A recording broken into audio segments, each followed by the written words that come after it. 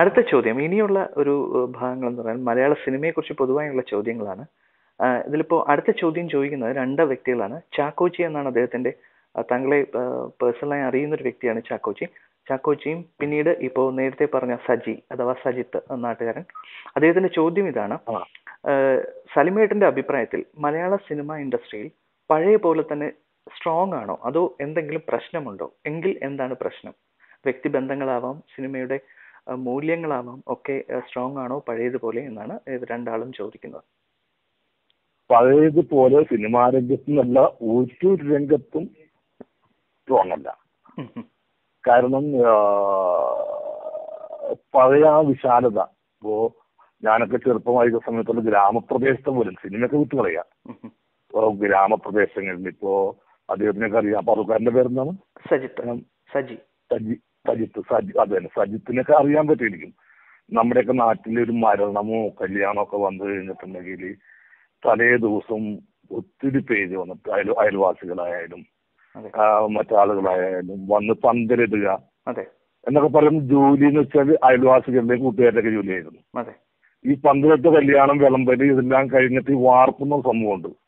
സദ്യയൊക്കെ ഈ കാറ്ററിംഗുകാരെ ഏൽപ്പിക്കല്ല, ഒരു പാചകക്കാരനെ ഏൽപ്പിച്ചിട്ട് ഈ വാർത്ത് കഴുകി കൊടുക്കുന്നവരെ പന്തല് പൊളിച്ചിട്ട് വാടക കൈകൾ പന്തല് പൊളിച്ചു കൊണ്ട കൊടുക്കുക. അതുപോലെ തന്നെ ഒരു മരണം നടന്നാല് അറിഞ്ഞ നിമിഷം തുടങ്ങി അവിടുത്തെ എല്ലാ കർമ്മങ്ങളും കഴിഞ്ഞിട്ട് പോകും. ഇന്ന് അതെല്ലാം മാറി. ഇന്ന് ഇലയിടേണ്ട സമയമാകുമ്പോൾ മാത്രമാണ് കല്യാണ വീട്ടിലെ ആള് വരിക. അപ്പൊ പന്ത് ഒരാൾക്ക് കോണ്ടാക്ട് കൊടുക്കുന്നു, സദ്യ ഒരാൾക്ക് കോണ്ടാക്ട് കൊടുക്കുന്നു, ഈ പാത്രം കഴുകിൽ ഒരാൾക്ക് കൊടുക്കുന്നു. അങ്ങനെ നമ്മൾ വളരെ ചെറുതായി സിനിമാ രംഗത്തിന്റെ മൊത്തത്തിലുള്ള നമ്മുടെ കേരളീയര്, ഞാൻ പറവൂര് അതിന് എക്സാമ്പിൾ എടുത്ത് പറഞ്ഞു മാത്രമേ ഉള്ളൂ. ഇത് പറവൂരിന്റെ മാത്രം ഒരു പ്രവണതല്ല. ഇത് മൊത്തത്തിൽ നമ്മുടെ കേരളീയര് വളരെ ചെറുതാകാൻ തുടങ്ങി. തന്നിലേക്ക് തന്നെ വലിയാണ് ഓരോരുത്തരുടെ. സർ, ഒരു കാര്യം തുറന്നു പറയാതിരിക്കാൻ വയ്യ. ഇപ്പോ ശ്രീ സലീംകുമാർ എന്ന നടൻ ഉത്തരം പറയുന്നതിനേക്കാളും അധികം ഈ ചോദ്യത്തിന്റെ ഉത്തരം കല്യാണരാമനിലെ പ്യാരി പറഞ്ഞതുപോലെയാണ് തോന്നിയത്. അടുത്ത ചോദ്യം, ഒരു കല്യാണവും ഒരു മരണ എക്സാമ്പിളായി ഇതേപോലെ തന്നെ എല്ലാ മേഖലയിലും ഉണ്ടാവും. അതെ, ശരിയാണ് സർ, വളരെയധികം ശരിയാണ് ഒബ്സർവേഷൻ. അടുത്തത് കണ്ണൻസ് എന്ന് പറയുന്ന ഒരു മെമ്പറിന്റെ ചോദ്യമാണ്. അദ്ദേഹം കൊച്ചിയിലെ ഒരു കമ്പനിയിലെ, സോഫ്റ്റ്വെയർ കമ്പനിയിൽ HR ഡിപ്പാർട്ട്മെന്റ് വർക്ക് ചെയ്യാണ്. അദ്ദേഹം ചോദിക്കുന്ന ചോദ്യം ഇതാണ്: സിനിമാ നടൻ കൂടിയായ മിനിസ്റ്റർ ഗണേഷ് കുമാർ കുറച്ചു കാലം മുമ്പ് പറഞ്ഞിരുന്നു, സർക്കാർ മുൻകൈ എടുത്ത് കലാമൂല്യമുള്ള ചിത്രങ്ങളെ കുറഞ്ഞത് 1 മാസമെങ്കിലും നൂൺ ഷോ ആയിട്ട് നിർബന്ധമായും നഗരങ്ങളിലെ പ്രധാന തിയേറ്ററുകളിൽ പ്രദർശിപ്പിക്കാനുള്ള വഴി കണ്ടെത്തുമെന്ന്. താങ്കളുടെ ഡിസ്ട്രിബ്യൂഷനിലേക്കുള്ള രംഗപ്രവേശനം ശരിയായ സമയത്താണെന്ന് തോന്നുന്നില്ലേ? അഭിപ്രായം എന്താണ്? അത് ഇപ്പോഴൊരു അഭിപ്രായത്തിന് മാത്രം എടുക്കുന്നുള്ളത്. അതെ, ഇതുവരെയും അത് പ്രാവർത്തികമായിട്ടില്ല. അതെ, ഞാൻ ഡിസ്ട്രിബ്യൂഷൻ എടുത്ത പടം വന്ന് പോയത് TV-യിൽ വന്നു കഴിഞ്ഞു. അതെ. പിന്നെ അത് എന്ന് വെച്ചാൽ ഇപ്പോ ഈ സർക്കാരിന്റെ തിയേറ്ററുകളിലാണെന്ന് തോന്നുന്നു പ്രൈവറ്റ് പാർട്ടി തിയേറ്ററുകളൊക്കെ വേഗം പടം ഹോൾഡ് ഓവർ ആക്കുന്നത്. ഹോൾഡ് ഓവർ ആയി കഴിഞ്ഞിട്ടുണ്ടെങ്കിൽ പ്രൈവറ്റ് പാർട്ടിയുടെ തിയേറ്ററിനേക്കാളും പെർസെന്റേജ് കുറവ് വരുന്നത് നമ്മുടെ സർക്കാരാണ്, സർക്കാർ തിയേറ്ററുകളാണ്. അതെല്ലാം ആദ്യം മാറ്റട്ടെ. ഇതൊരു പ്രസ്ഥാനം മാത്രമല്ല, അദ്ദേഹം നടപ്പിലാക്കുമെന്ന് വിശ്വസിക്കുക. കാരണം ഒരു സിനിമയായിട്ട് ബന്ധപ്പെട്ട ഒരാളെന്ന രീതിയിലും ഒരു സിനിമയെ സ്നേഹിക്കുന്ന രീതിയിലും ഗണേശൻ അത് ചെയ്യുമെന്നാണ് എന്റെ പ്രതീക്ഷ. നന്ദി സർ. അടുത്ത ചോദ്യം ചോദിക്കുന്നത് ലിൻഡോ ലാൽ എന്നാണ് അദ്ദേഹത്തിന്റെ പേര്. അദ്ദേഹത്തിന്റെ യൂസർ നെയിം വന്നിട്ട് കുട്ടൂസ് എന്നാണ്. US-ലാണ് അദ്ദേഹം, ഒരു കമ്പനിയിൽ IT-യിൽ ജോലി ചെയ്യുന്നു. അദ്ദേഹത്തിന്റെ ചോദ്യം ഇതാണ്: മലയാള സിനിമയിൽ ഇപ്പോൾ 2 ഗ്രൂപ്പ് ഉണ്ടായതായി പറഞ്ഞാൽ സമ്മതിക്കുമോ? അതായത് മമ്മൂട്ടി, പൃഥ്വിരാജ് എന്നിവർ ചേർന്ന ഒരു ഗ്രൂപ്പും മോഹൻലാൽ, ദിലീപ്, സുരേഷ് ഗോപി ചേർന്ന് വേറൊരു സൂപ്പർ താര ഗ്രൂപ്പും ഇപ്പോൾ നിലവിലുണ്ട് എന്ന് പറഞ്ഞാൽ അതിനോട് യോജിക്കുന്നുണ്ടോ? ഒരിക്കലും യോജിക്കാൻ പറ്റില്ല.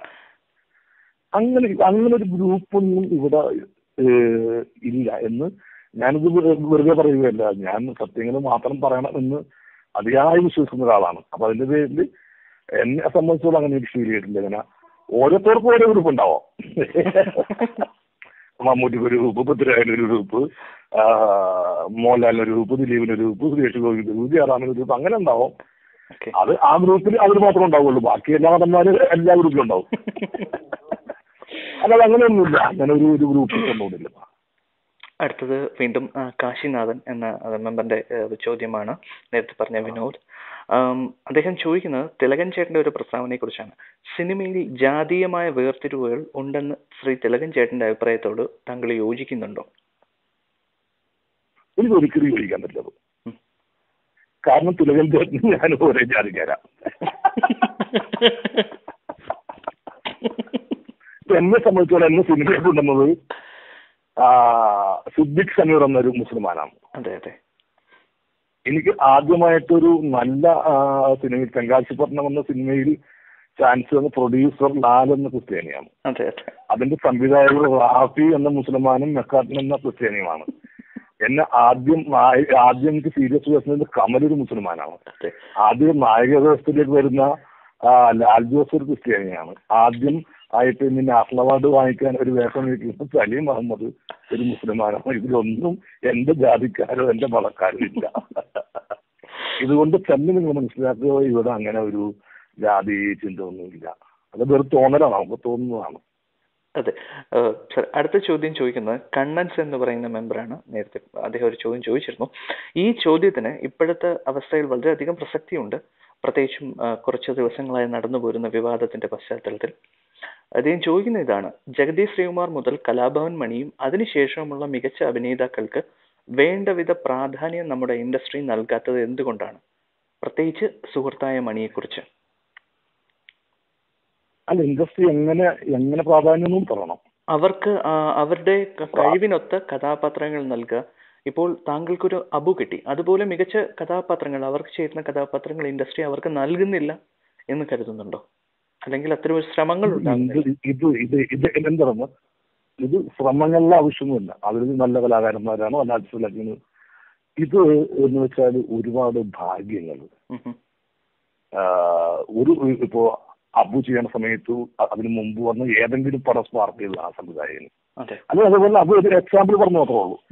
അപ്പൊ ആ സ്പാർക്ക് ചെയ്യുന്ന വേഷങ്ങൾ ചെയ്യാൻ നമ്മൾ ശ്രമിക്കണം. അവര് പക്ഷെ എനിക്ക് അവർക്കും നല്ല വേഷങ്ങളൊക്കെ ഒത്തിരി കിട്ടിയൊന്നും പറയാൻ പറ്റില്ല. അപ്പൊ ഈ തമാശ വേഷങ്ങൾ മോശമാണെന്നാവുന്നില്ല. ഇത് വേഷങ്ങൾ മാത്രം. അതെ, പറഞ്ഞോളൂ സാർ. ഇത് തമാശ വേഷങ്ങൾ ഒരിക്കലും മോശമല്ല, അത് ചെയ്യാൻ തന്നെയാണ് ഏറ്റവും ബുദ്ധിമുട്ട്. അതെ, സീരിയസിനേക്കാൾ കൂടുതൽ ബുദ്ധിമുട്ട് എന്ന് പറയുന്നത് ഒരു തമാശ ഒരാളെ ചിരിച്ചു തന്നെയാണ് ഏറ്റവും ബുദ്ധിമുട്ട്. അതൊക്കെ അവര് നന്നായിട്ട് ചെയ്യുന്നുണ്ട്. പിന്നെ എന്തുകൊണ്ട് കിട്ടുന്നില്ല എന്ന ചോദ്യത്തിന് ഉത്തരം പറയാൻ ഞാൻ ആളല്ല. അവർക്ക് എന്തുകൊണ്ട് കിട്ടുന്നില്ല എന്നുള്ളത് അത് അവര് പറയേണ്ട ഉത്തരമാണ്. മണിയും ജഗദീശ്കുമാറും പറയേണ്ട ഉത്തരമാണ്. അതിന് ഞാനെന്ത് ഉത്തരം പറയേണ്ടത്? അത് തീർച്ചയായിട്ടും നല്ല നടന്മാരാണ്. അവർക്കത് ലഭിച്ചാലും ഭംഗിയായിട്ട് ചെയ്യുകയും ചെയ്യും. അതെ. പിന്നീടും എന്തുകൊണ്ടാണ് അവരത് തിരിച്ചറിയുന്നുണ്ടെങ്കിലും പിന്നീടും എന്തുകൊണ്ടാണ് അവർ തന്നെ പ്രസ്താവനകളും വിവാദങ്ങളുമായി ഇപ്പോഴും നടന്നുകൊണ്ടിരിക്കുന്നത്? താങ്കളും ശ്രീ ജഗതി ശ്രീകുമാറും ഈ ഇടയ്ക്കുണ്ടായ പ്രസ്താവന വിവാദമൊക്കെ അതിന് ഉദാഹരണങ്ങളാണ്. അവര് എന്തുകൊണ്ടാണ് താങ്കളെ പോലുള്ളവരുടെ നേട്ടങ്ങളെ അവർ കുറച്ചു കാണുന്നു എന്ന് തോന്നുന്നുണ്ടോ? അല്ല, കുറച്ച് കൂടുതലായിട്ട് അത് ഒരു നേട്ടം വരുമ്പോൾ അല്ലെങ്കിൽ ഒരു നാഷണൽ അവാർഡ് ഒരാൾ വാങ്ങുന്ന സമയത്ത് കുറച്ച് പേർക്ക് എന്താ പറയാ ഒരു കൊതിക്കറവൊക്കെ ഉണ്ടാവും. അതൊരു മനുഷ്യത്വകമാണ്. അതൊക്കെ ഉണ്ടാവാം. പക്ഷെ അതൊന്നും ഒരു പബ്ലിക്കായിട്ട് വിളിച്ച് പറയാൻ പാടില്ല സംഭവം. അത് ആ കാരണം വെറുതെ കുറെ ആളുകളല്ലല്ലോ, ഒരു പാർട്ടിക്കാരോ രാഷ്ട്രീയക്കാരോ ഒന്നുമല്ല ചെയ്യുന്നത് ഇന്ത്യൻ സിനിമയിൽ. അല്ലെങ്കിൽ ബഹുമാനം തന്നെയാണ്, അല്ലാതെ നിസ്സാരക്കാരൊന്നുമല്ല. ഇന്ത്യൻ സിനിമയിൽ കഴിവ് തെളിച്ച ആളുകൾ തന്നെയാണ്, അല്ലെങ്കിൽ തന്നെ കേരള സിനിമയിൽ കഴിവ് തെളിച്ച ആളുകൾ തന്നെയാണ്. പിന്നെ ജഡ്ജിമാരെന്ന് വെച്ചാൽ ഇത് ഏത് മാനദണ്ഡം കൊണ്ടാണ് ഒരു ജഡ്ജി അല്ലെങ്കിൽ ഒരു ജൂറി ഒരു കഥാപാത്രത്തെ അളക്കുന്നതെന്നും നമുക്കറിയില്ല. അപ്പൊ അത്രയും കാലം വരെ നമ്മളവർ കുറ്റം പറയാനും പാടില്ല. ഇന്ന മാനദണ്ഡം അളന്നത്, ആ മാനദണ്ഡം എന്റെ കയ്യിലുണ്ടെന്നും ഒരിക്കലും പാടില്ല. അപ്പൊ ഒന്നുമില്ലെങ്കിൽ ആ ചിത്രം അയക്കാതിരിക്കുക, നമ്മുടെ ചിത്രം അയക്കാതിരിക്കുക. അതാണ് ശ്രീ മധു എന്ന് പറയുന്ന ഇന്ത്യയുടെ തന്നെ ഗ്രേറ്റ് ആയിട്ടുള്ള മനുഷ്യനാണ് ശ്രീ മധു സാറ്, നമ്മുടെ നടൻ മധു സാറ്. അദ്ദേഹം ഒരുപാട് ചിത്രം, പക്ഷെ അദ്ദേഹം ഒരു പടം പോലും അദ്ദേഹം പിടിച്ച പടങ്ങൾ അവാർഡിന് കിട്ടിയിട്ടില്ല. കാരണം അദ്ദേഹത്തിന് വിശ്വാസമില്ല, താല്പര്യമില്ല. അതാണ് ചെയ്യേണ്ടത്. അല്ലാതെ കിട്ടിക്കഴിയുമ്പോൾ അങ്ങനെ പറയുന്നു വെച്ചാൽ ഒരു ബാലിശമാണ്. അത്രേ ഉള്ളൂ. അതെ സർ, ഈ അവാർഡ് വിവാദം ഉണ്ടായ സമയത്ത് തന്നെ ശ്രീ രഞ്ജിത്ത് അവകാശപ്പെടുകയുണ്ടായി അദ്ദേഹത്തിന്റെ പ്രാഞ്ചേട്ടനാണ് യഥാർത്ഥത്തിൽ അവാർഡ് കിട്ടേണ്ടിയിരുന്നത്, അദ്ദേഹം ആദമിന്റെ മകൻ അബു കണ്ടിട്ടില്ല എന്ന് അദ്ദേഹം പറയുകയുണ്ടായി. അദ്ദേഹം ആദമിന്റെ മകൻ അബു കണ്ടിട്ടില്ല. അതെ, നാഷണൽ അവാർഡ് സ്റ്റേറ്റ് അവാർഡും വന്നപ്പോൾ അദ്ദേഹം പറഞ്ഞത് ഇതാണ്, അതായത് ഞാൻ ആദമിന്റെ മകൻ അബു കണ്ടിട്ടില്ല, എന്റെ നിലപാടിൽ പ്രാഞ്ചിയേട്ടനാണ് മികച്ച സിനിമ, അതിനാണ് അതിലെ കഥാപാത്രത്തിന് ശ്രീ മമ്മൂട്ടിക്കാണ് അവാർഡ് കിട്ടേണ്ടത് എന്ന് ശ്രീ രഞ്ജിത്ത് പ്രസ്താവിക്കുകയുണ്ടായി. പിന്നീട് എപ്പോഴെങ്കിലും ശ്രീ രഞ്ജിത്ത് ആദമിന്റെ മകൻ അബു കണ്ടിട്ട് വിളിക്കുകയോ മറ്റോ ഉണ്ടായോ? അദ്ദേഹം അഭിനന്ദനം അറിയിക്കുകയുണ്ടായോ? ഇല്ല ഇല്ല ഇല്ല. അതുപോലെ നമ്മൾ കണ്ട് ഫൈനൽ റൗണ്ടിൽ ഒരു സംഭവം, ഫൈനൽ റൗണ്ടിൽ പോലും വരാത്തൊരു ചിത്രമായിരുന്നു. അതെ, ഫൈനൽ റൗണ്ട് വെച്ചാൽ ഒരു ഇവിടുന്ന് പോയി എന്നല്ലാതെ പിന്നീട് മത്സര സമയത്ത് ഒരു സമയത്ത് പോലും വന്നിരുന്ന ചിത്രത്തിന് മികച്ച ചിത്രം കൊടുക്കുമെന്ന് പറയുന്നത് ഒരിക്കലും ചോദിക്കാൻ പറ്റില്ല. അത്